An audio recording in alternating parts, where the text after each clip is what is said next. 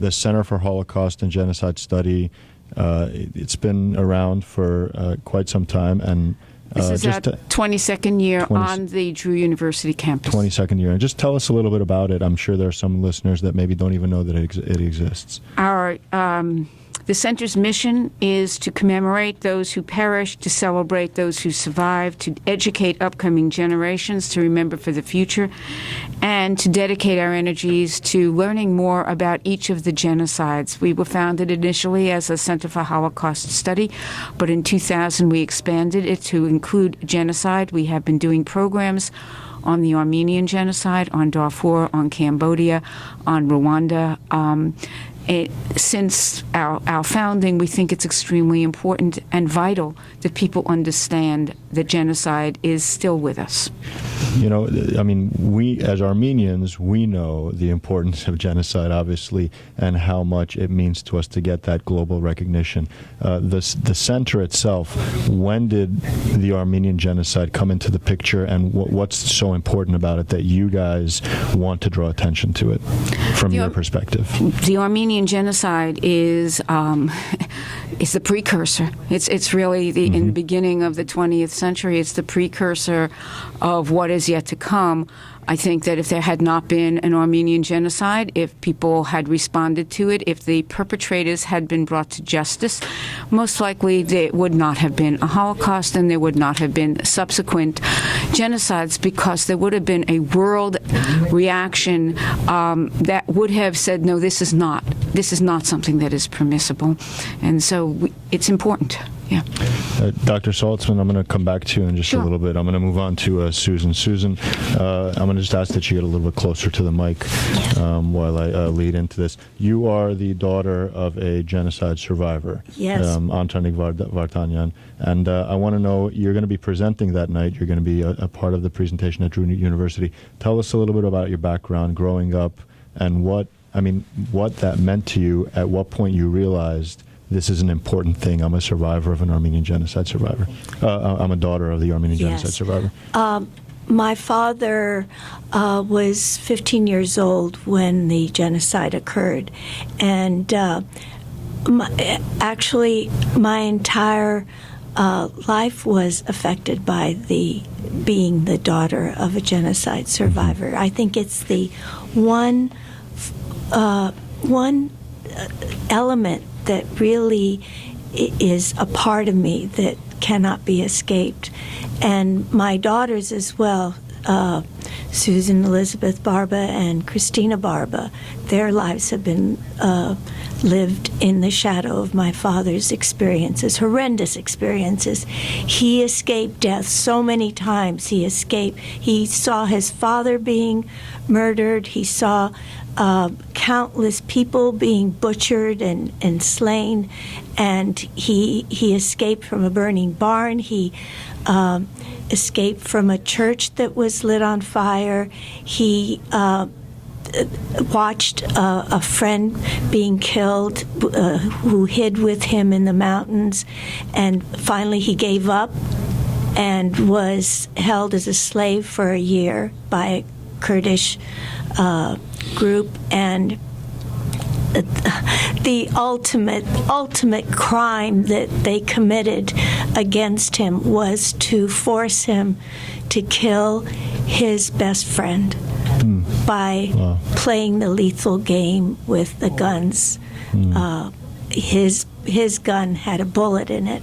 I hope people who, even though they know about the Armenian Genocide, will come and take part in this event, because it's so important, not just to me, but to all Armenians, Jews, people who have experienced the effect of genocide that never leaves you. It just gets worse.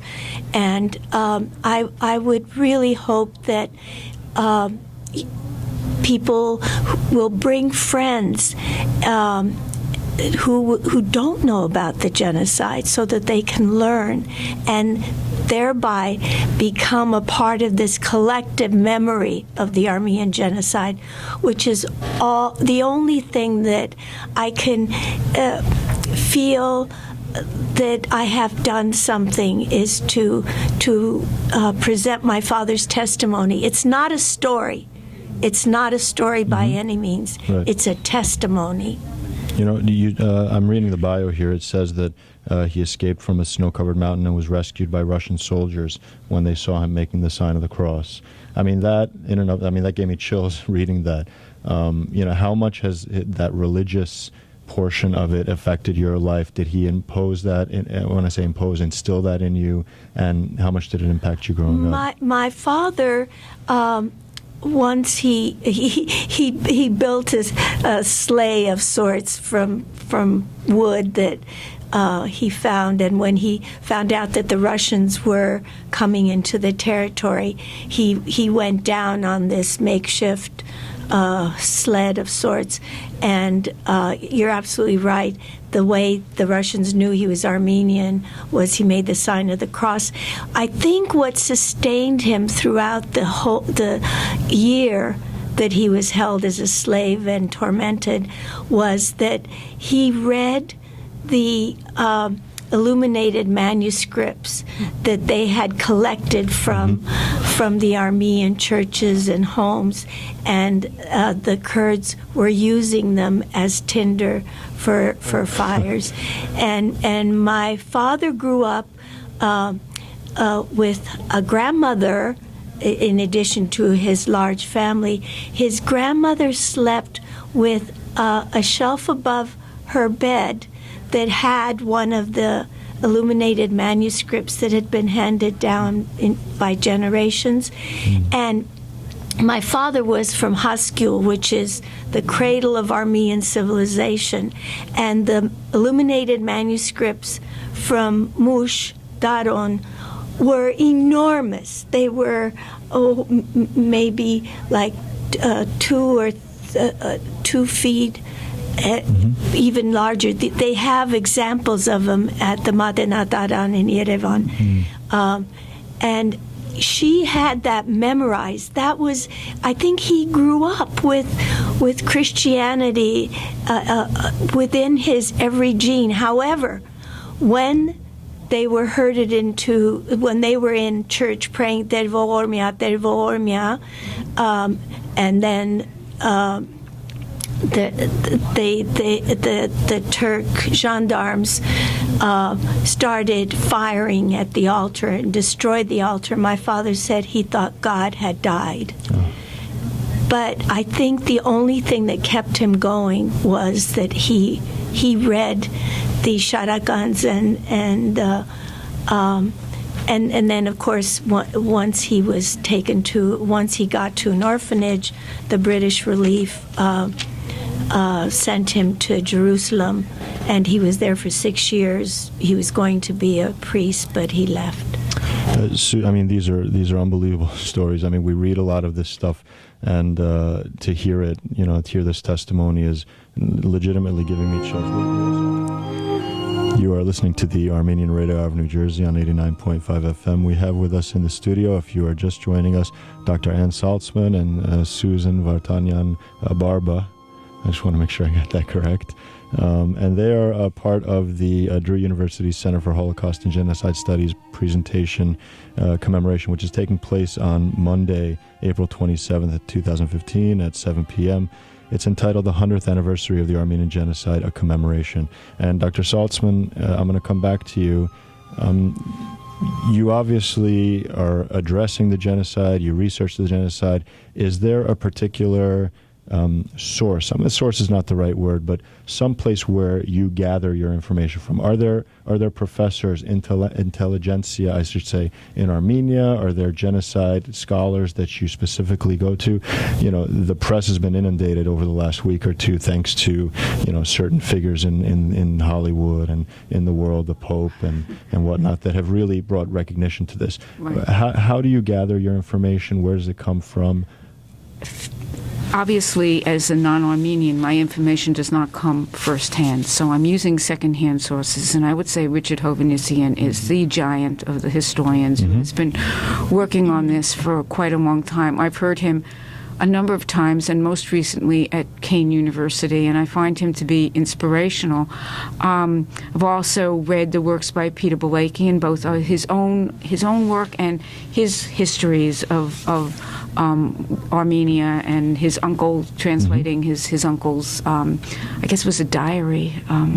So this is, and from listening to people, okay? So meeting people who have that personal experience and learning from them what that experience is. And as a social psychologist and someone who's interested in genocide, I'm always struck by the similarities across the genocides, not the specifics of how it was carried out, but the universality in terms of the effect upon people and this intergenerational transmission that goes.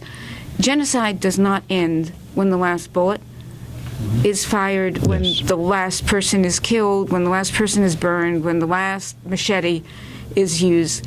Genocide continues on to the second generation, the third generation, and it affects the societies in which it occurred until those societies are able to really get hold of it and deal with it. And even there, the exemplar of Germany, which of course has been held accountable, but being in Germany, you don't have to be there very long before this issue comes right to the top, and that's a country that has recognized what they have done. So I can't even imagine what it must be like in a country that does not recognize the degrees of repression and how that has to make it impossible for that country to actually become a democratic country.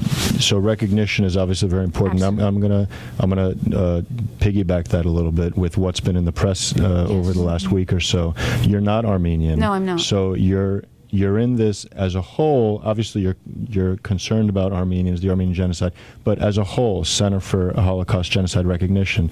I read recently, there was an editorial over the last week that so much top-notch press is giving this media coverage, but nobody, with the exception of two of them, and I don't remember which ones they were, specifically the BBC was not one of them, they are playing both sides of it, and they're saying, well, there's a report that the genocide happened, but there are also accounts of Turkey saying that this was a result of civil war. So you're not Armenian. No, you work for, you're the director of this center. How does that make somebody who's not Armenian who works for this Center for Recognition feel when there's only two major media organizations, let's say, that have recognized it, are saying that it happened, but everybody else is kind of flip-flopping? I think that one has to place all of this into the context of geopolitics. I wish, indeed, that the United States would recognize this genocide as a genocide. I understand the political reasons why the United States has not done that. I think the last time I came close to it was in the Clinton administration. But it leaves a moral lapse. And I think that until we as a collectivity, as a people around the world, are able to say that morality trumps politics, these kinds of things are going to continue to happen. And that makes me sad. We're going to be wrapping up in just a moment. Susan, what you shared with us, I say it again, gave me chills. It was fantastic. It's sad. It makes us wonder what people went through back then. I mean, again, we hear stories, but we read stories, but to hear you say it like that really, really touched us. Anything else before we wrap up? Yes, listening to the Pope was so heart-rending, and one of the things that he said that stood out was that the law of terror continues. And I see this when I go to Armenia each year. And when I go to Nagorno-Karabakh, we visit schools that we're renovating, and the children are being taught to defend themselves with weapons that are locked up in closets. To me, that is so frightening that they are living with this terror, and snipers from Azerbaijan constantly threatening their lives. The terror has not ended. And in Syria, the survivors of the Armenian Genocide and their offspring having to flee, and our churches being bombed and burned, the terror does continue.